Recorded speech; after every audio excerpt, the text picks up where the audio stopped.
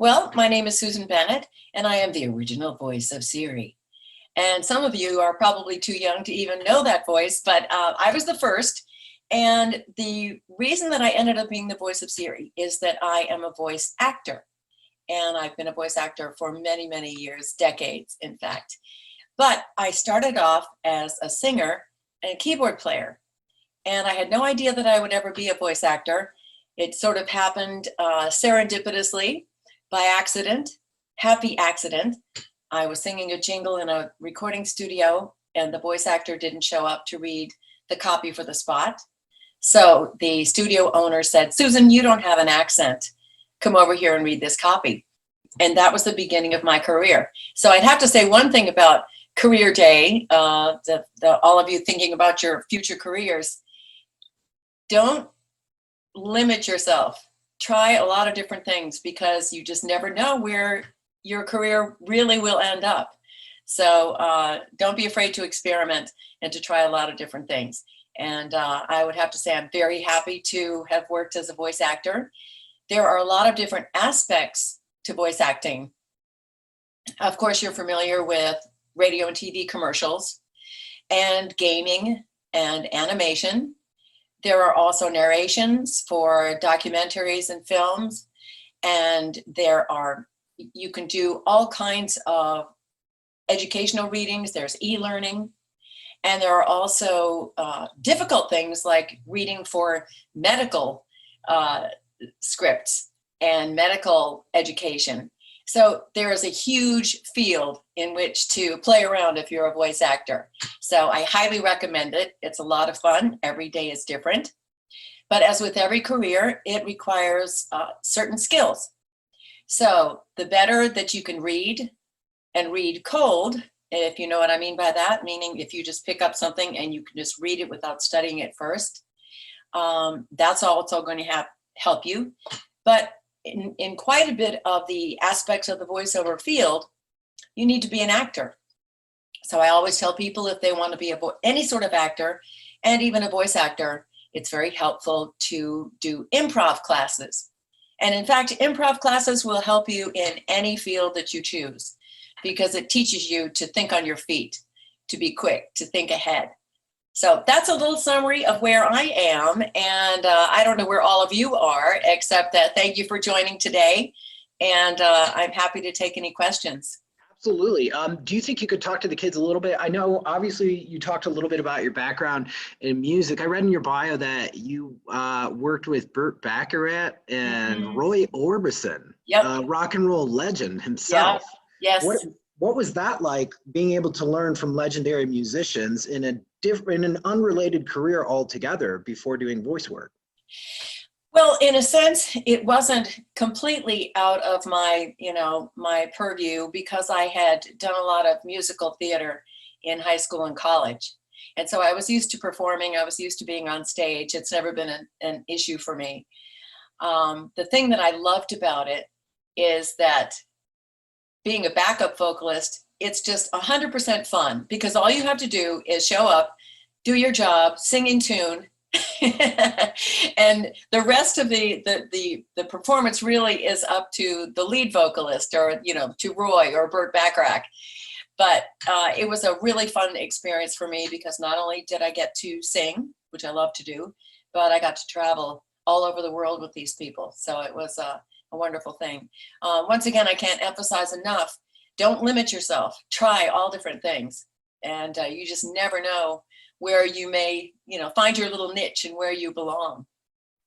That's great sound advice. And we have some student questions. Is it okay if we just jump into the student questions? Absolutely. All right. And this is your program. I'm happy to help any way I can. Well, we appreciate you. We just want you to be comfortable. We have a question from Mev. She's in Italy. And Mev, you can start us off. Go ahead and ask your questions. Hi, Susan. Nice to meet you. Nice to meet you. Thank you. I would like to know, how does the process of recording your voice work? Is every single word you say recorded or an entire sentences? Now, are you speaking about the recordings for Siri? Yes. Okay. Yes. Well, I'll tell you about those recordings. It's very interesting. I did mine starting in 2005. So that shows you a little bit of how many years the development of Siri was in the process. I worked for a company that's an IVR specialized company. IVR meaning interactive voice response. So all of the virtual assistants that you know, all of the GPS voices that you've heard come from these kind of recordings. And these recordings are different from any other scripts because they were created just for sound, not at all for meaning or content. So they were pretty strange. All of the sentences were just for sound. So I had to read things like, cow hoist in the tub hut today. Say schist fresh issue today. Fossa, ask fussy. And then there were the repetitive things to get different vowel sounds, like say the shrouding again, say the shredding again, say the shredding again, say the shredding again, say the shredding again, say the shredding again. So these were very tedious recordings, as you can see. After the recordings were done, technicians and computers went into the recordings and extracted sounds, reformed these sounds into new phrases and sentences, and these are what ended up as Siri, Alexa, Cortana, the Google Voice, all the GPS voices. And it's an incredible process called concatenation.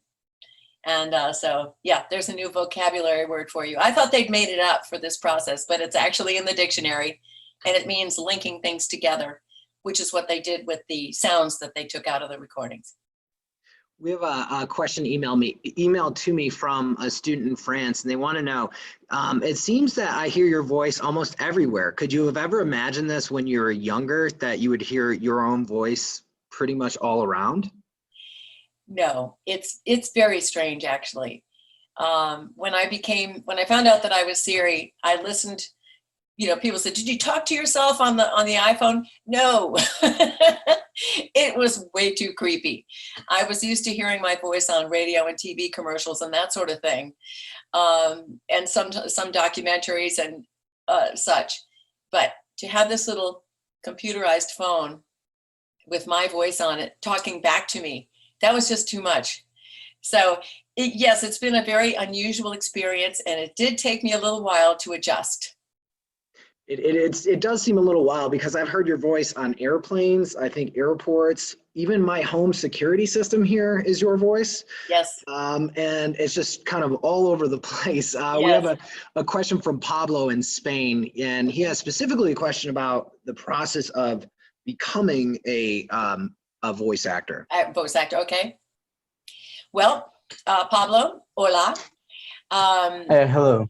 Yes, my question is there any specific process to become a professional voice actor, or is it more a job that maybe appeared to you like an opportunity that like it was for you?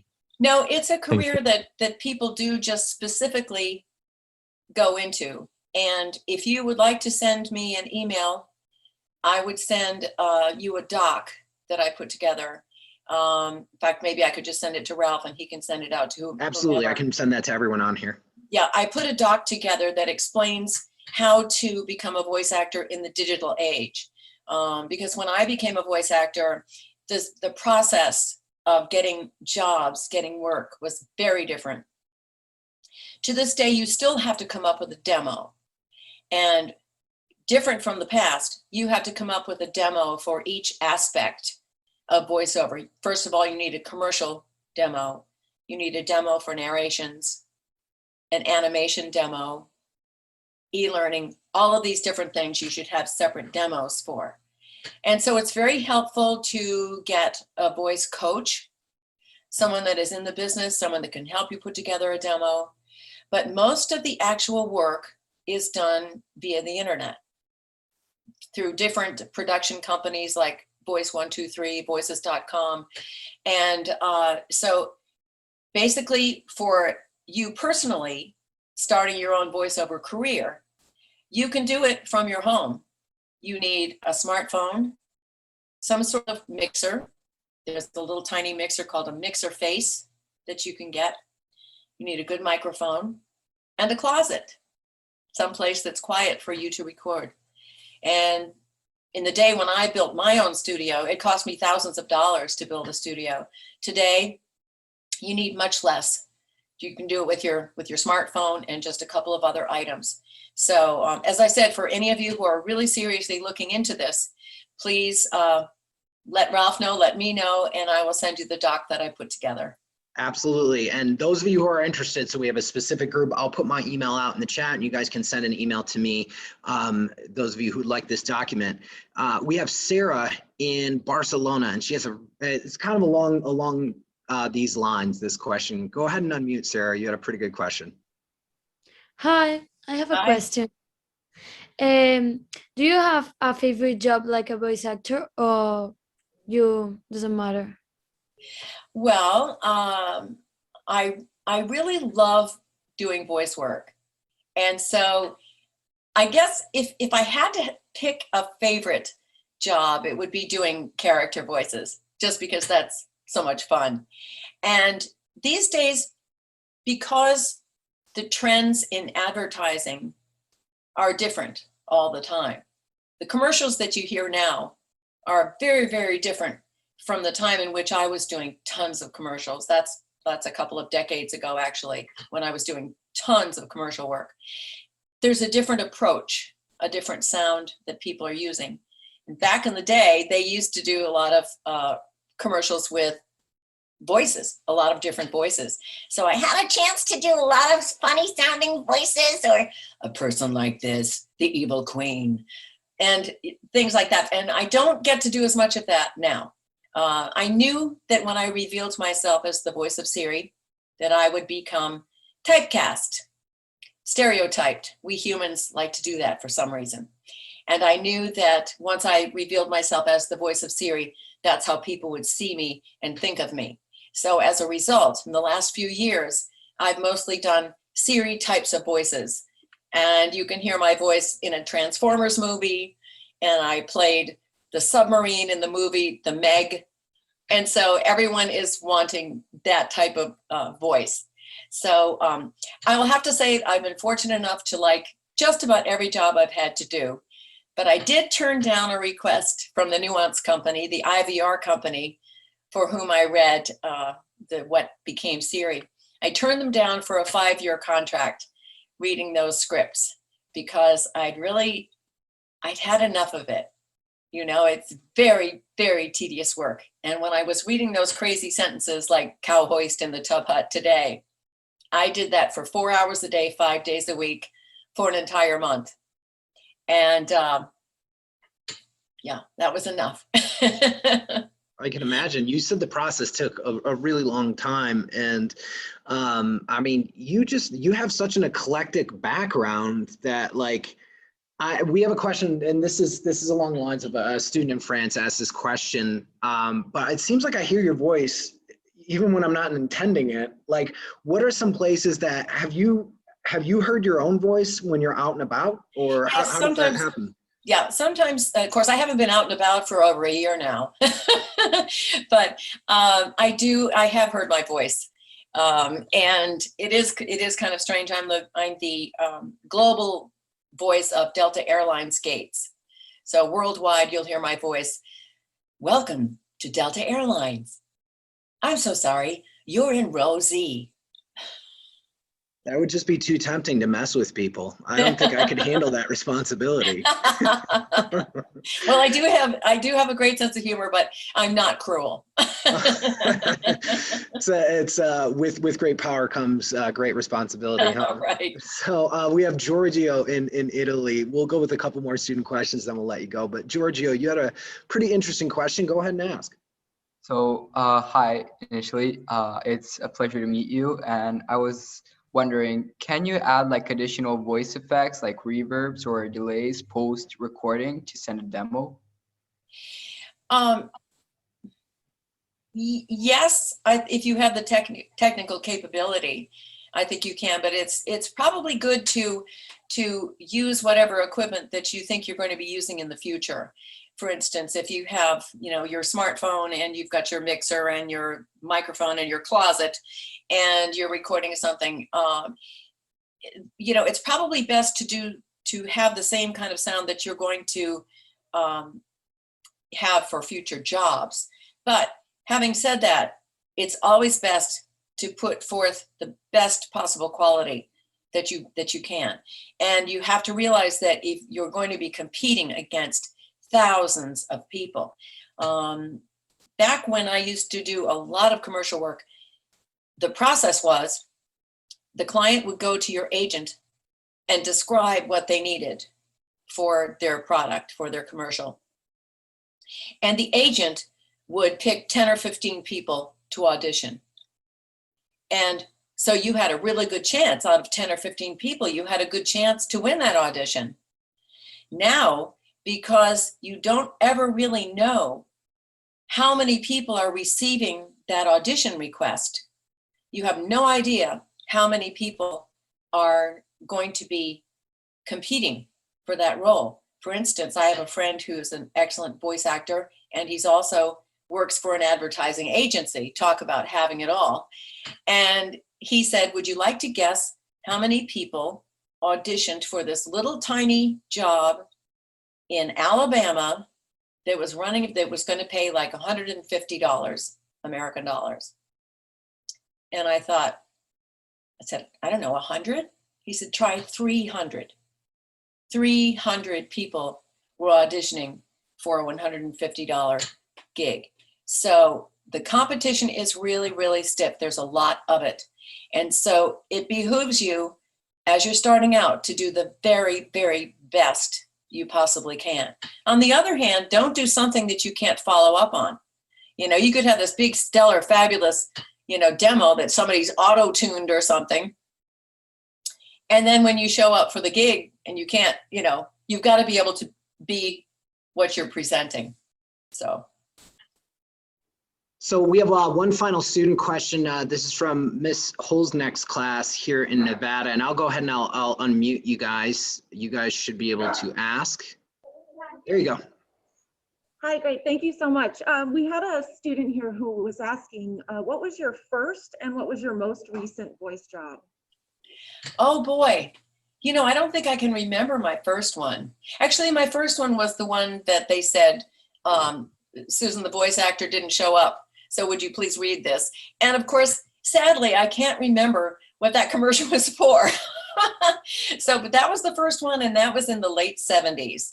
So yes, I was 2 when I did that.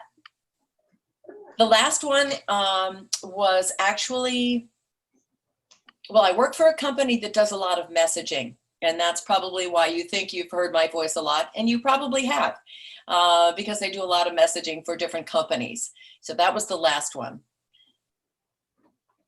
Well, before we let you go, first of all, thank you so much for spending time with us today. And again, we're going to have the recording available for all the students, and you guys have my email there. So feel free to reach out. Before we let you go, is there any advice that you could give to these kids? You set out your career in the music industry and then you wound up everywhere. What kind of advice could you give to them if they set out into this world, even if they don't intend on going into voice acting? What advice could you give to them? Well, I would just have to say, once again, don't limit yourself in different things that you try. Especially the younger you are, you've got all this time to experiment with different things and find out your own strengths and weaknesses. And you have to be realistic about who you are.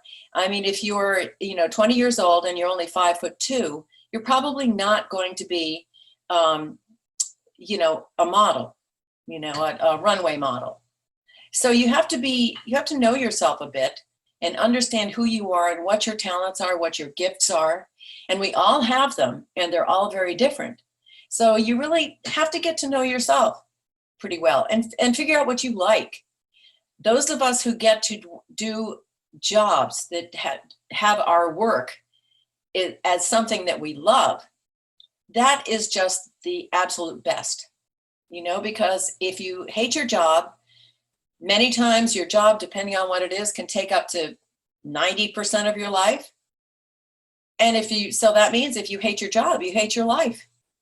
So if you can, try to find something that you can use as your career and way of making a living, making your way in life, as something that you enjoy.